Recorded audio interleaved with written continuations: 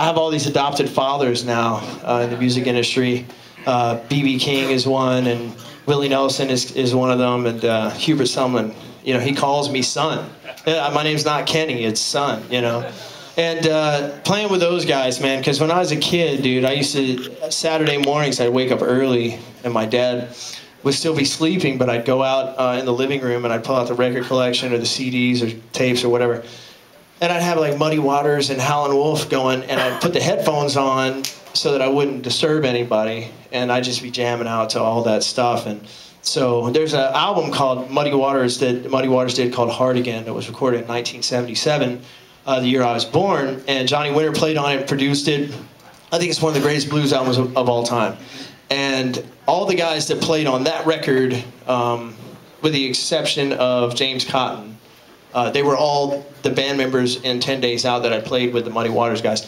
And that was amazing, dude. Because then I was like, I got to be Johnny Winter, you know. I was like, I was the guy instead of Johnny Winter that was playing those parts. And the same with Hubert. So anyways, to play with the Muddy Waters band, to play with the Howlin' Wolf band, definitely was one of the biggest highlights of that experience for me. That's awesome. You talked earlier about your bus and going out and recording and such. What are you doing these days with recording? What do you think of digital technology? Well, yeah, so there's so many options out there now.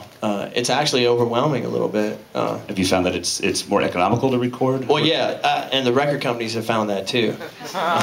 So they want you to make records for much less money than you could make a record. You can make a record today, or you can make a really good record for a fraction of the cost that it used to take to make a record 15 years ago. Because you don't have to go in and rent a huge. A lot of guys make albums in their garage. I mean, like I said before, my fourth album we did at my Marty Fredrickson's home studio, which is like literally not even 2 miles from here. And Marty and I, for the most part, played all the instruments on that. Noah sang on some of the stuff, and then we had a drummer that came in and played some drums. But I mean, just doing it that way, almost all of it, except for the big drum tracks, we actually went into a big room and recorded in a big studio to get a great drum sound. But, you know, that was a pretty economical way to make a record. That was my first time doing that. And it was interesting. It was a very educational process. I mean, I played more instruments on that record than any other record that I've ever recorded. And it was interesting, doing it that way. But what I like to do, what I prefer to do, is I like to go in and I like to have a whole band there in a big room together tracking, doing the rhythm tracks.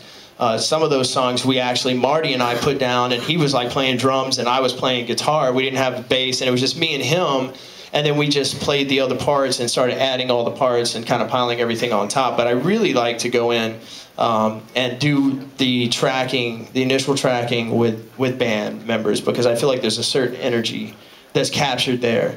That you can't get from everybody, like from me playing 6 instruments by myself, you know. So anyways, but when we make records, we do Pro Tools, obviously. It's an amazing tool for editing. It's an amazing tool for, I mean, just all the things you can do with it that you couldn't do with tape. But we also like to record simultaneously to tape.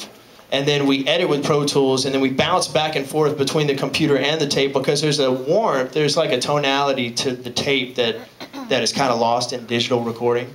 And so that gives us the benefit of being able to kind of keep that warmth, you know. And I think a lot of guys do that, and usually everybody, when you mix down a record professionally, they always mix down on tape.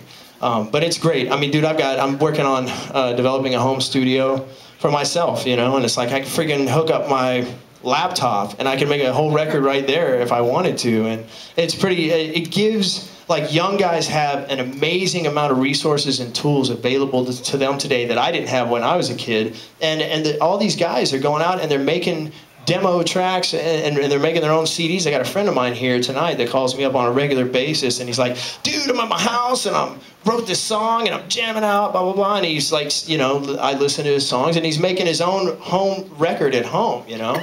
And then he puts it up on his MySpace page, and the whole world can hear it if they stumble across his page, you know? And a lot of bands are getting signed that way with YouTube videos and MySpace and all that stuff. So it's the amount of tools and resources that kids have because of technology today is unbelievable. And there's a lot of opportunity out there because of it. How about songwriting?